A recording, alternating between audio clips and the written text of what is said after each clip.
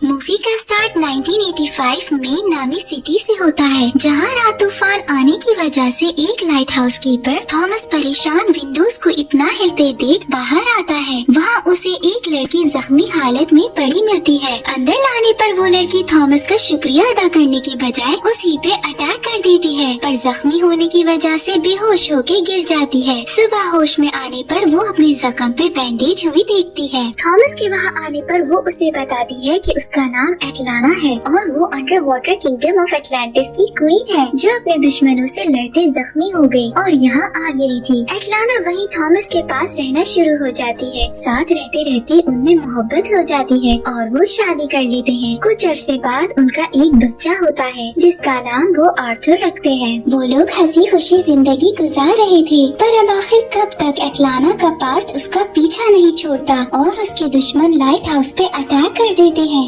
एटलाना अपना वेपन लिए उन्हें टफ कंपटीशन देती है और अपनी फैमिली को बचा लेती है, पर मसला यहाँ खत्म नहीं होता। उसे यकीन था कि उसे ढूंढते अगली बार इनसे ज्यादा लोग आएंगे और वो अपनी फैमिली को खतरे में नहीं डालना चाहती थी, इसलिए वापस आने का वादा करके वापस एटलांटिस के लिए निकल जाती है। वक्त गुजर जाता है और आर्थर 5 इयर्स का हो जाता है। वो अपने स्कूल ट्रिप के साथ एक एक्वेरियम देखने जाता है, जहाँ पर कुछ लड़के उसे बुली करने लगते हैं। ये देख एक शार्क जोर जोर से शीशे पे अपना सर मारती है। सब डर जाते हैं, पर आर्थर के एक इशारे से वो शार्क बिल्कुल नॉर्मल हो जाती है। ये देख वहाँ सब लोग हैरान रह जाते हैं, पर अब वो ये तो नहीं जानते ना कि आर्थर क्वीन ऑफ एटलांटिस का बेटा है और सी क्रीचर से कम्युनिकेट कर सकता है। सीन सबमरीन पे शिफ्ट होते हैं, जिस पर पायरेट्स अटैक कर देते हैं। तभी एंट्री होती है हीरो एक्वामैन यानी आर्थर की। वो इतना स्ट्रॉन्ग है कि उसको किसी गोली का भी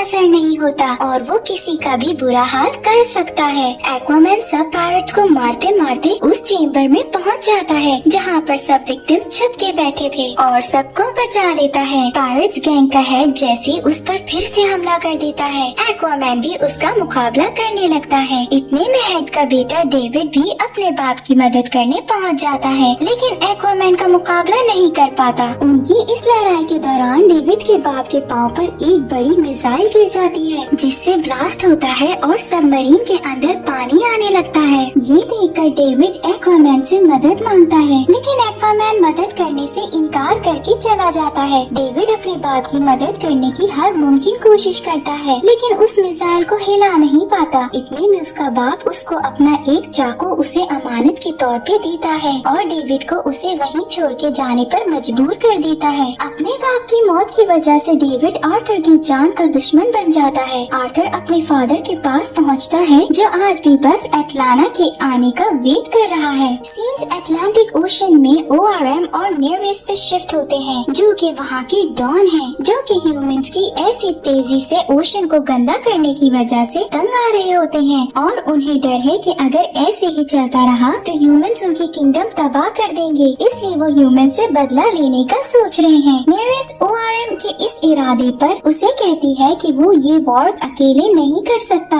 उसे एटलीस्ट 7 में से 4 किंगडम्स की जरूरत है। नियरेस्ट ORM की इस जंग में साथ तो नहीं देना चाहता था, लेकिन रशियन सबमरीन के उन पे अटैक करने की वजह से नियरेस्ट भी ORM से अग्री करता है और ह्यूमंस के साथ इस जंग में उसका साथ देने को तैयार हो जाता है। उसी रात ORM अपने आदमियों को पैसों के साथ डेविड के पास भेजता है, क्योंकि वो अटैक ORM ने डेविड की मदद से खुद करवाया था, ताकि नियरेस्ट को अपने साथ मिला सके। डेविड पैसे लेने से मना कर देता है, उसकी जगह वो उन्हें एक्वामैन को ढूंढने को कहता है, ताकि वो अपने फादर की मौत का बदला ले सके। अगले सीन में आर्थर अपने फादर के साथ जा रहा होता है कि समंदर की लहरें ऊंची ऊंची उठने लगती हैं और आहिस्ता आहिस्ता तूफान की शक्ल ले लेता है, जिसकी वजह से उनकी गाड़ी भी समंदर में गिर जाती है। आर्थर अपनी स्पेशल पावर्स के साथ अपने बाप को बचाने की कोशिश करता है, लेकिन तेज तूफान की वजह से वो अपने बाप तक पहुंच नहीं पाता। इतने में हीरोइन मीरा अपनी पावर से आर्थर के बाप टॉम को बचाती है। आर्थर उसका शुक्रिया अदा करता है, तो मीरा उसे अपने साथ चलने का कहती है, क्योंकि आर्थर एटलांटिस का प्रिंस है और किंगडम को इस वक्त उसकी मदद की जरूरत है। पर आर्थर उसके साथ जाने से मना कर देता है, क्योंकि वो अपनी माँ के कातिलों की कोई मदद नहीं करना चाहता। अगले दिन न्यूज में दिखाया जाता है कि रात में आने वाले समुद्री तूफान तूफान की वजह से काफी नुकसान हुआ है और समंदरों के अंदर की गंदगी जमीन पे आने लगी है। ये देख मीरा आर्थर को समझाती है कि एटलांटिस को उसकी जरूरत है। अगर वो वहाँ न पहुँचा तो उसका स्टेप ब्रदर ORM ऐसे ही तबाहियां करता रहेगा। उसने जंग का आगाज कर दिया है और आर्थर को वहाँ जाके उसे रोकने की जरूरत है। मीरा आर्थर को मना के एटलांटिक सिटी ले जाती है। वहाँ से वो दोनों एक शिप में वोल्को से मिलने के लिए उतरते हैं। आर्थर वोल्को से अपने यहाँ बुलाए जाने का मकसद पूछता है तो वोल्को से बताता है कि यहाँ पर पॉलिटिक्स शुरू हो चुकी है। ORM और निर्विस मजीद 2 किंगडम्स को साथ मिलाने वाले हैं और इन चारों किंगडम्स के इकट्ठे होने पर दुनिया में एक बहुत बड़ा तूफान आने वाला है। लेकिन इससे बचने का एक हल है कि अगर आर्थर एक ट्राइडेंट जिसमें सारी पावर्स हैं को ढूंढ निकाले तो वो बगैर किसी सवाल के सी मास्टर कहलाया जाएगा। तो आर्थर जवाब में कहता है कि मेरे पास मेरी माँ का ट्राइडेंट है। तब वोल्को उसे बताता है कि आज से हजारों साल पहले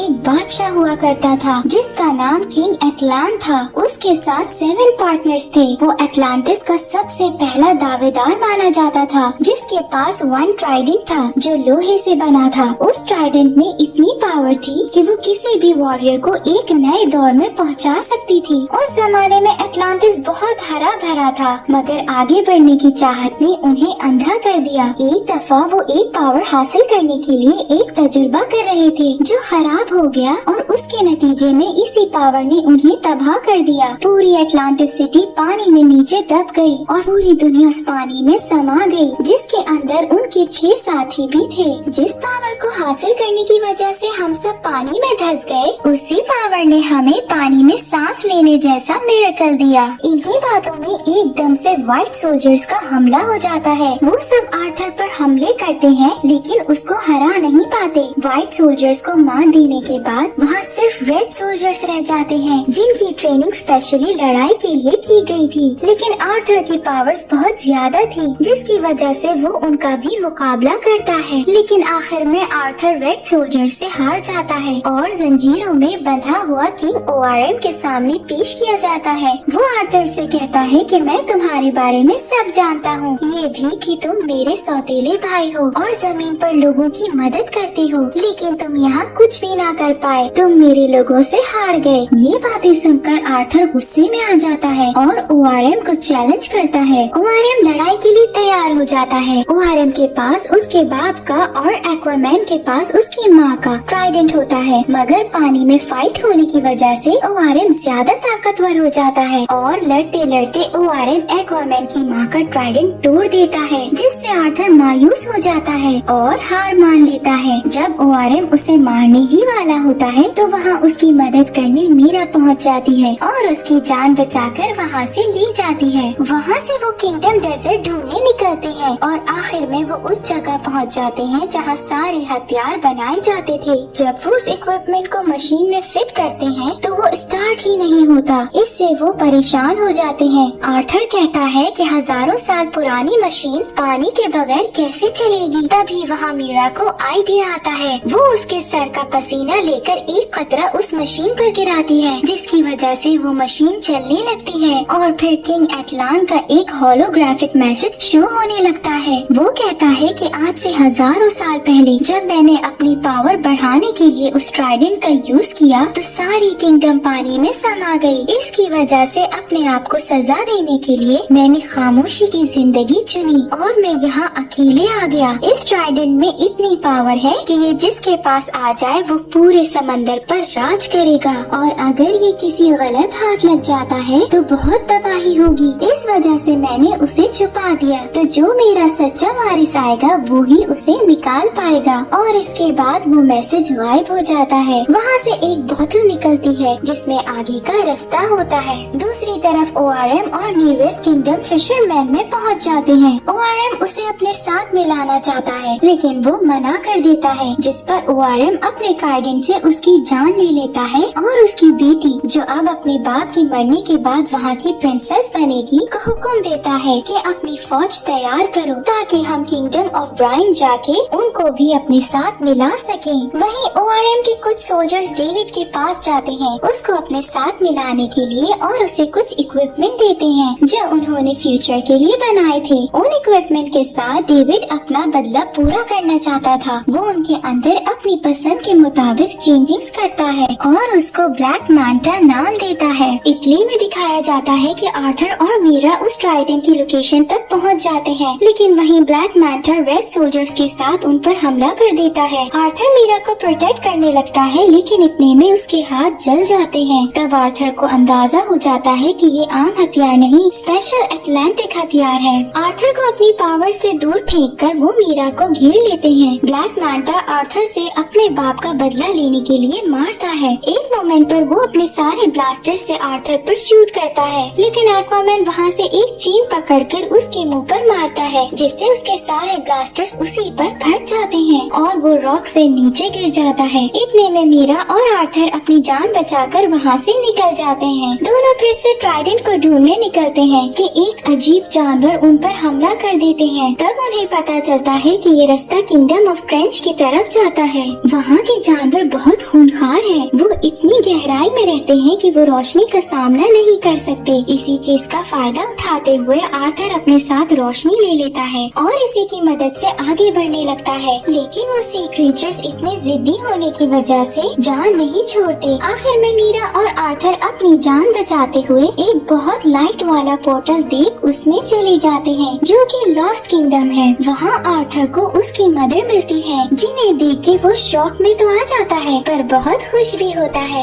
एटलाना आर्थर को बताती है कि एटलांटिस वापस आने पर उसकी शादी किंग और वैक्स से करवा दी गई। दोनों का बेटा ORM भी हो गया। सब सही चल रहा था कि ऑरवैक्स को थॉमस और आर्थर का पता चल गया, जिसकी वजह से ऑरवैक्स ने सजा के तौर पे एटलाना को ट्रेंच के हवाले कर दिया। उनसे बचते एटलाना पोर्टल की मदद से लॉस्ट किंगडम पहुंच गई, पर अब इस पोर्टल से निकलने के लिए उन्हें ट्राइडेंट की जरूरत है। एटलाना आर्थर को ट्राइडेंट का रास्ता बताती है और आर्थर उसे लेने चला जाता है। वहाँ आर्थर पे कराथिन अटैक कर देता है, जो कि आर्थर का बहुत बुरा हाल करता है, पर फिर आर्थर उससे बात करना शुरू हो जाता है। ये देख कराथिन हैरान रह जाता है, क्योंकि उसकी लैंग्वेज सिर्फ और सिर्फ किंग एटलान समझ सकता था। कराथिन वहाँ था भी सिर्फ ट्राइडेंट को बचाने के लिए। कराथिन समझ गया था कि ट्राइडेंट का सही हकदार आ गया है। आर्थर ट्राइडेंट को पकड़ते ही बहुत पावरफुल फील करता है और ओशन में हर चीज से पहले से ज्यादा कनेक्टेड भी। आर्थर फौरन वापस मीरा और एटलाना के पास पहुंचता है। दूसरी तरफ वो तीनों किंगडम्स किंगडम ऑफ ब्राइन के पास एक होने के लिए पहुंचते हैं, ताकि वो इंसानों से बदला ले सके, लेकिन ब्राइन उसे मना कर देता है। उनके दरमियान काफी बहस होती है। ORM उसे मारने के लिए अपना ट्राइडेंट आगे बढ़ाता है, तो ब्राइन अपनी पूरी फौज के साथ जंग शुरू कर देता है। इस लड़ाई को रोकने के लिए एक्वामैन कैराथिन के साथ वहाँ पहुँचता है। कैराथिन के इतने बड़े होने की वजह से सब उससे डर जाते हैं। वो उन सब पर भारी होता है। इतने में नेरियस, जो मीरा का बाप भी है, इस लड़ाई को खत्म करने का कहता है, क्योंकि जिसके पास ट्राइडेंट है उसी के पास सब इख्तियार है। लेकिन ORM उसके खिलाफ होता है। वो उसे फिर से चैलेंज करता है। इतने में मीरा उसे आकर कहती है कि ORM से जीतने के लिए उसे जमीन पर लाना जरूरी है। तो आर्थर और ORM एक सबमरीन की सरफेस पर आकर लड़ने लगते हैं। वो दोनों एक दूसरे को बहुत मारते हैं। आर्थर बचपन में वल्को की सिखाई जाने वाली ट्रिक्स का इस्तेमाल करता है। इतने में उन दोनों की माँ एटलाना आकर दोनों को लड़ने से रोक देती है। ORM की आंखों में भी आंसू आ जाते हैं और वो हार मान लेता है। एक्वामैन अपनी जीत का ऐलान करता है और एटलाना सुबह के सूरज के साथ अपने शौहर टॉम के पास जाती है। लास्ट सीन्स में हम डेविड को देखते हैं, जो कि अभी भी अपने बाप की मौत का बदला लेना चाहता है। यही मूवी एंड हो जाती है।